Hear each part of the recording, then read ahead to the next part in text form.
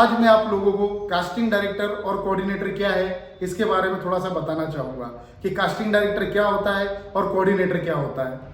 देखिए, casting director का मतलब होता है कि जो प्रोडक्शन हाउस होते हैं जैसे स्वास्तिक, बालाजी, कॉन्टिलो, धर्मा, तो ये प्रोडक्शन हाउस अपने यहाँ एक बंदे को रखते हैं जिसको कास्टिंग डायरेक्टर की पोस्ट दी जाती है। तो ये कास्टिंग डायरेक्टर वहाँ पर सारे एक्टरों से मिलता है, उनके ऑडिशन लेता है और उनके हिसाब से उनको काम देता है, रोल देता है, उनके एग्रीमेंट करता है। तो उस कास्टिंग डायरेक्टर को वो प्रोडक्शन हाउस मंथली सैलरी या फिर कोई फिल्म है तो उस फिल्म का पैकेज देती है।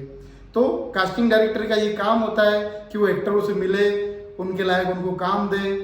उसी प्रकार एक कोऑर्डिनेटर भी होता है। तो कोऑर्डिनेटर का काम क्या होता है? कोऑर्डिनेटर जो है सीरियल या फिल्म में जो छोटे मोटे रोल होते हैं, जैसे मान लीजिए कभी एक इंस्पेक्टर, दो हवलदार चाहिए, एक दो लाइन है उनकी, मतलब कि सीन के अंदर छोटा सा रोल है, इंस्पेक्टर की 2-3 लाइन है, हवलदारों की कोई लाइन नहीं है, या फिर कोई डॉक्टर का रोल है जिसका छोटा सा काम है, कुछ लाइन्स है, नर्स है, रिपोर्टर है, सैनिक है, दासियां है, ऐसे छोटे मोटे कैरेक्टर जो होते हैं तो कंपनी कोऑर्डिनेटर के थ्रू बुलाती है। उनका जो भी पर डे होता है 2000, 3000, 1500 उनको देती है। तो कोऑर्डिनेटर को कंपनी सैलरी नहीं देती है, कोई पेमेंट नहीं देती है। तो कोऑर्डिनेटर की कमाई क्या होती है कि जब आर्टिस्टों को पेमेंट मिलता है तो उसमें से वो 20%, 25% कमीशन लेता है।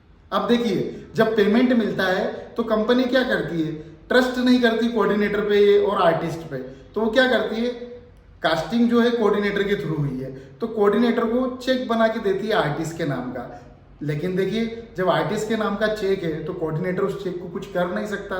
तो कोऑर्डिनेटर क्या करता है, उस चेक को आर्टिस्ट को देता है और कहता है कि भाई मुझे 15%, 20%, 25% जो भी है मुझे मेरा कमीशन दे दीजिए।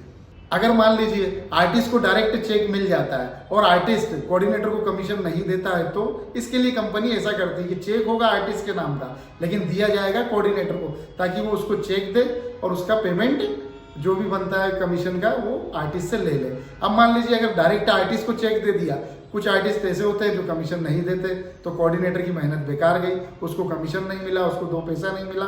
तो आप समझे कास्टिंग डायरेक्टर और कोऑर्डिनेटर में फर्क क्या होता है। कास्टिंग डायरेक्टर सैलरी पर काम करता है या फिर किसी पैकेज पे काम करता है कि उसको फिल्म का एक पैकेज दिया गया है, और कोऑर्डिनेटर काम उसी तरह करता है कास्टिंग का, लेकिन उसको कमीशन से ही कमाई होती है।